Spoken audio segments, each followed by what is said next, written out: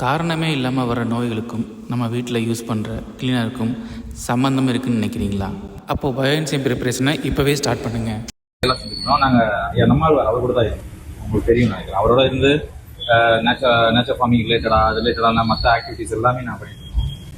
இன்னைக்கு மக்கள்கிட்ட பெரிய அவேர்னஸாக போக வேண்டிய விஷயமா பார்க்குற இந்த பயோஎன்சைம்.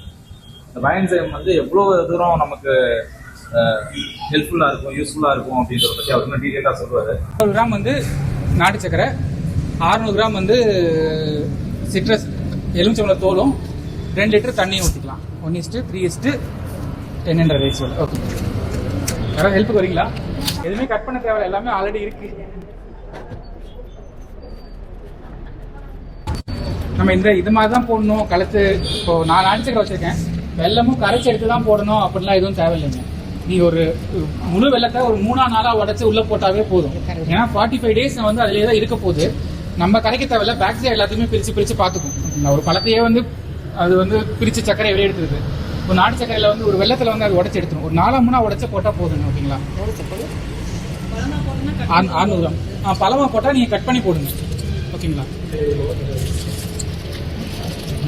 இல்லை நீங்கள் பழமாக போட்டால் நீங்கள் கொட்டையோடய போடலாம், ஒன்றும் தப்பு இல்லை. இதுக்கு வந்து 200 600 2 லிட்டர் கிராம். இப்போ நான் பண்ணுறது 200 நாட்டு சக்கரை, 600 தோல், 2 லிட்டர் தண்ணி. ஓகேங்களா? டெசிமலில் சொல்லும். நீங்கள் 2 லிட்டர் கிடைச்சிருவோம், 2 லிட்டரே கிடைச்சிரும் உங்களுக்கு. நீங்கள் இல்லை கனி இன்னும் பழமாக பார்த்தீங்கன்னா உங்களுக்கு அதிகமாகவே கிடைக்குங்களா? ஃபுல் பழமாக